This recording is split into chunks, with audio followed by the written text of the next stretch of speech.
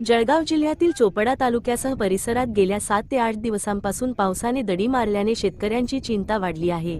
पावसाने उघडीप दिल्यामुळे शेतकरी सध्या शेतातील मशागतीच्या कामात व्यस्त असले तरी पिकांच्या वाढीवर त्याचा प्रतिकूल परिणाम होण्याची भीती व्यक्त केली जात आहे। यंदा पावसाचे आगमन उशिराने झाल्याने पेरण्याही विलंबाने पार पडल्या। सिंचनाची सुविधा असलेल्या शेतकऱ्यांनी जूनच्या पहिल्या आठवड्यात पेरणी पूर्ण केली, तर कोरडवाहू भागातील शेतकऱ्यांनी पाऊस पडल्यानंतरच पेरणी केली।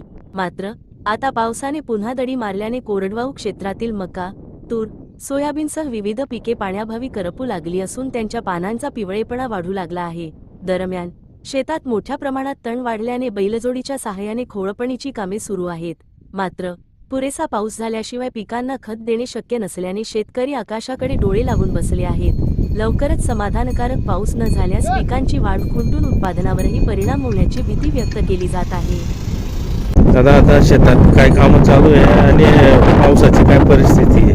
शेतात कोळपणीचे काम चालू आहे। पावसाची परिस्थिती 5-6 दिवसापासून पाऊस नसल्यामुळे पीकला फार ओढ पडलेली आहे, परंतु पाऊस न आल्यास ते दुबारा पेरणीचं संकट येऊ शकतं। ते पाऊस यावा अशी भगवंताला इच्छा आहे। सर्वांनी हाताशी आलं पीक थोडापणा आहे, फार त्याच्यावर परिणाम होणार।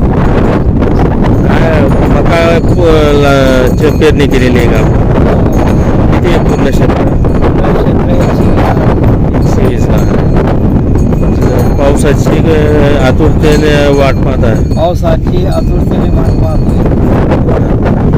त्यामुळे पुढचे काही खत वगैरे देता येत नसणार। हा, पुढचे खत पाऊस नसल्यामुळे खत देता येत नाही।